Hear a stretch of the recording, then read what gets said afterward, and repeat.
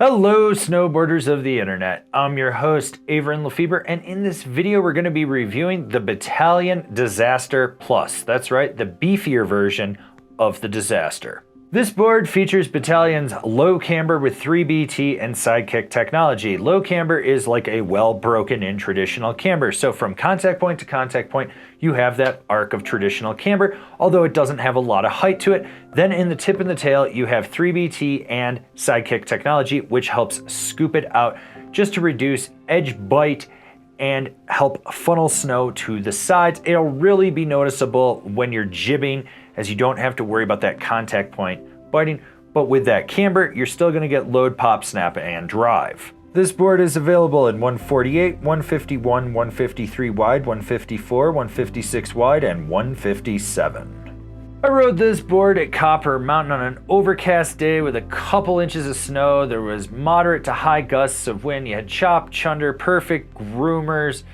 little bit of ice, so it's kind of just a mix of everything with some flat light, and I rode it with my Rome Black Label bindings and my K2 Thraxis boots. So this board is soft, but it's not full-blown jib noodle soft. You got softer tips, and then right where the inserts start, it stiffens up through the middle. There's a lot of torsional flex with a little bit of rebound to it. Basically, it's a jib stick with pop. That's the way you got to look at it. Now, when it comes to stability, obviously through the inserts, it's going to be the most stable section of the board. But even then, when you get into rutted out terrain, keep your knees bent because you will get bucked around. When you're cruising, the tips have a lot of flap. You feel all that kinetic energy going back underfoot. It really reverberates up through the bindings. So expect to feel that. So with this board having that mellow camber, it feels like it's naturally loaded up. So when you roll back on the tail, it's easy to spring with. It's very skate-like with how you engage it. You don't have to overthink it. Now, are you gonna be able to power ollie over a slow sign? Probably not, unless you really suck your knees up, but you'll be able to hit a side hit and pop with it and get in the air. You're not gonna go far, you're not gonna go high, but you'll get in the air. When it comes to jumps, small to medium are really about what it can handle. Anything more, you're really going to be pushing it to the limit. And as I said, it's not the snappiest deck out there. It's got enough to get you in the air, but the lip is going to be doing all of the work. So buttering and jibbing is what this board was made for. And with that softer flex in the nose and the tail, it takes very minimal effort to leverage your weight outside the bindings to get it to engage. If you go into this with a lot of speed and you put a lot of power into it, you're going to wash out. It's just gonna fold. You can be more laid back and still get a deep butter with this board. And when you're jibbing, it's the same thing.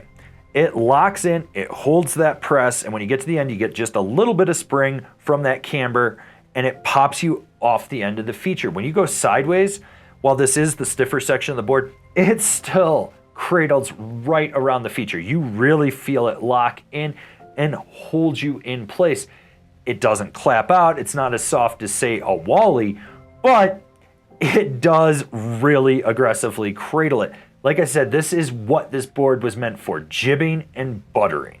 When it comes to carving, this is where this board lacks. Yes, it's quick edge to edge, but if you put too much power into it, you end up just skidding the turn. I noticed this even when I was just doing quick setup carves going into a feature. Now, if you really try to aggressively drive it through the camber off the tail to slingshot you out of the turn, it lacks. You just sort of end up side slipping out, or it just skids out and you're like, okay. Which makes sense. It's a jib board with snap. You're just gonna be going straight into the feature for the most part with a couple setup turns, and you're gonna do it. You're not gonna be riding the whole mountain with this thing. Who's this board for? The jib-focused park rider that likes just a little bit of snap out of their deck. Well, it was just a hair stiffer than last year's version, especially underfoot, which was nice. Didn't feel like I was gonna totally die, but it's still soft and buttery in the tips. You can really press with this board. Snap is easy to engage, but it's not the poppiest thing out there. Overall, it's a snowboard. It gets the job done. If you're riding a small little hill, hitting park features, probably gonna be absolutely fine for you.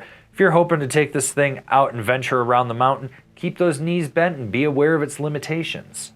Comparable boards: the Capita Horoscope Camber, the Rome Gangplank, the Ride Kink. binding recommendations, the Bataleon Blaster ASIM, the Ride C6, the Union Ultra. This has been my review of the Bataleon Disaster Plus. Do you agree? Do you disagree? Do you own one? Are you going to buy one? Leave me a comment down below. Let's have a conversation about this snowboard. If you're new here, remember to subscribe, click the bell, get those notifications. That way you're not missing any of the videos we got coming out for all you snowboarders of the internet. And if you really like what we're doing over here and you want to support us further, swing on over to Angry Snowboarder VIP and become a member. Sure, I could tell you more here, but I got a video over there that explains it so much better.